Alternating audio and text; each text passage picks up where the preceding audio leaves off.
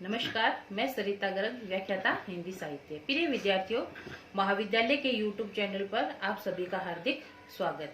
आज हम बीए द्वितीय वर्ष के हिंदी साहित्य के प्रथम प्रश्न पत्र के कुछ अति महत्वपूर्ण प्रश्नों पर चर्चा करेंगे। जैसा कि आपको पता है, हमारा प्रथम प्रश्न पत्र जो है वो रीतिकालीन काव्य का है। तो इसका पहला प्रश्न है, केशव हृदयहीन कवि थे, इस कथन की समीक्षा कीजिए। तो केशवदास रीतिकाल के प्रवर्तक कवि माने जाते हैं। रीतिकाल में पांडित्य प्रदर्शन और चमत्कार प्रदर्शन की जो प्रवृत्ति थी वो बहुत अधिक थी।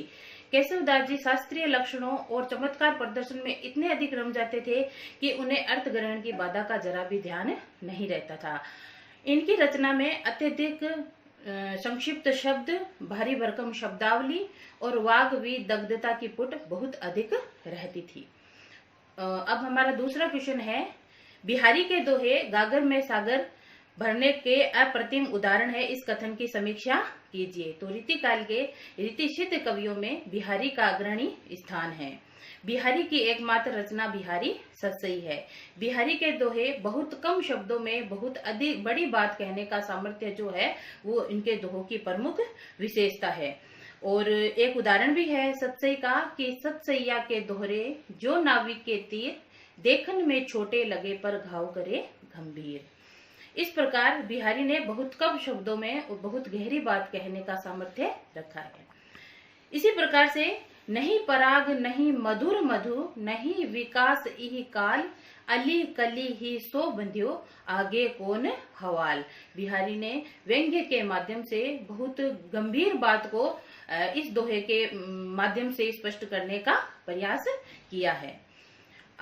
इसका जो कला पक्ष है, कला पक्ष के अंतर्गत भाषा का, छंद का और अलंकार विधान का और भाषा की समाज शक्ति का वर्णन किया गया है। अगला हमारा जो क्वेश्चन है वो कवि सेनापति का ऋतु वर्णन करने में कवि सेनापति अग्रणी थे, कथन के आधार पर ऋतु वर्णन को स्पष्ट कीजिए। तो इसका उत्तर है, हिंदी साहित्य के कवियों में प्रकृति चित्रण और ऋतु वर्णन की परंपरा संस्कृत साहित्य को विरासत में प्राप्त हुई है। कवि सेनापति ने प्रकृति का चित्रण 3 प्रकार से किया है। पहला जो है वो है आलंबन रूप में प्रकृति चित्रण, दूसरा है उद्दीपन रूप में प्रकृति चित्रण और तीसरा है अलंकारिक रूप में प्रकृति चित्रण। इस प्रकार कवि सेनापति ने अपने काव्य में ऋतु वर्णन किया है। अगला क्वेश्चन हमारा चौथा है, भूषण की काव्यगत विशेषताओं पर प्रकाश डालिए।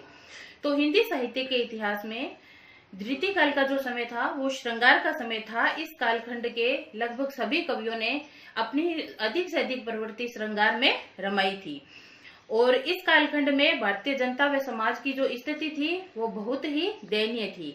ऐसे समय में कुछ ऐसे कवि थे जिन्होंने राष्ट्रीय चेतना का जयघोष किया था और इनमें प्रमुख और अग्रणी कवियों के रूप में कवि भूषण का नाम लिया जाता है। और भाव पक्ष के अंतर्गत कवि भूषण की काव्यगत विशेषताओं में भाव पक्ष के अंतर्गत उनकी रस योजना आती है। रस योजना के अंतर्गत उनकी दानशीलता और दानवीर प्रवृत्ति, दयावीर प्रवृत्ति और धर्म के प्रति प्रवृत्ति और युद्धवीर प्रवृत्ति का वर्णन किया गया है। दूसरा इसका पॉइंट है सांस्कृतिक आस्था और तीसरा है राष्ट्रीय चेतना। कला पक्ष के अंतर्गत भाषा सौष्ठव, छंद विधान और अलंकार विधान का चित्रण किया गया है। अगला जो प्रश्न है वो हमारा गणानंद से संबंधित है। गणानंद प्रेम की पीर के कवि हैं, इस कथन को उदाहरण सहित स्पष्ट कीजिए। तो गणानंद रीतिकाल के रीतिमुक्त काव्य धारा के प्रमुख कवि हैं। इन्होंने प्रेम के आंतरिक सौंदर्य को अधिक महत्व दिया है। बुद्धि नेत्रों की अपेक्षा हृदय नेत्रों के द्वारा प्रेम का सूक्ष्म चित्रण गणानंद के काव्य में किया गया है। इन्होंने अपने काव्य में श्रृंगार के संयोग पक्ष की अपेक्षा वियोग पक्ष का चित्रण अधिक किया है। तो इनकी जो भाव पक्ष के अंतर्गत इनके काव्य की जो विशेषता है वो इस प्रकार है। पहला, प्रेम की सात्विकता, दूसरा है प्रेम में वेदना, तीसरा है लौकिक से अलौकिक प्रेम का चित्रण, चौथा है प्रेम में एक निष्ठता, यानी गणानंद का जो प्रेम था वो एक निष्ठ प्रेम था। उदाहरण के द्वारा बताया गया है कि घन आनंद प्यारे सुजान सुनो, यहाँ एक ते दूसरे आंक नहीं। अगला पॉइंट है प्रेम में एकांगीपन। एकांगीपन यानी कि अकेलापन। भय अति निठुर मिटाई पहचान डारी, यही दुख हमें जग लागी हाय हाय है आदि उदाहरण द्वारा कवि गणानंद ने प्रेम का चित्रण किया है और प्रेम की विरह को उन्होंने व्यक्त किया है। अगला प्रश्न हमारा, संत कवि रजब की काव्यगत विशेषताओं का वर्णन करना है। तो कवि रजब जो है वो निर्गुण काव्य धारा के कवि हैं और इन्होंने समाज के आडंबरों का विरोध किया है। तो कवि रजब की काव्यगत विशेषता इस प्रकार है, वो निराकार ब्रह्मा के उपासक हैं। दूसरा पॉइंट है, उन्होंने माया की निंदा की है। तीसरा पॉइंट, उनके मन में तृष्णा या लालसा जो है उसका उन्होंने विरोध किया है। चौथा, वह गुरु के उपासक है, गुरु की महत्ता के उपासक हैं। और पांचवा, प्रेम की उन्होंने प्रशंसा की है। आदि के द्वारा संत कवि रजब की काव्यगत विशेषताओं को बतलाया गया है। अगला प्रश्न हमारा है, रीतिकाल की प्रमुख प्रवृत्तियों का वर्णन करना है। तो देखो विद्यार्थियों, रीतिकाल का जो समय था वो 1700 से 1900 तक के मध्य का समय था और रीतिकाल को उत्तर मध्यकाल या रीतिकाल, श्रृंगार काल, अलंकृत काल आदि नामों से जाना जाता है।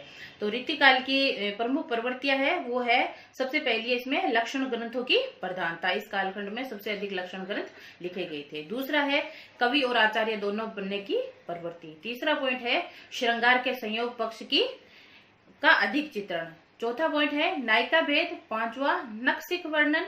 छठा ऋतु वर्णन और सातवां है नारी के प्रति दृष्टिकोण। इस प्रकार रीतिकाल की प्रवृत्तियों का चित्रण किया गया है। अगला प्रश्न हमारा है, रीतिकालीन कवियों का वर्गीकरण को स्पष्ट कीजिए। यानी रीतिकाल के कवियों को कितने वर्गों में विभाजित किया गया है। तो रीतिकाल के कवियों को 3 भागों बांटा गया है। पहला है रीतिबद्ध काव्य धारा के कवि, दूसरा रीति सिद्ध काव्य धारा के कवि और तीसरा है रीति मुक्त काव्य धारा के कवि। अगला प्रश्न जो हमारा है वो काव्य प्रयोजन से लेकर है कि काव्य प्रयोजन से क्या अभिप्राय है, काव्य प्रयोजन की स्पष्ट विवेचना कीजिए।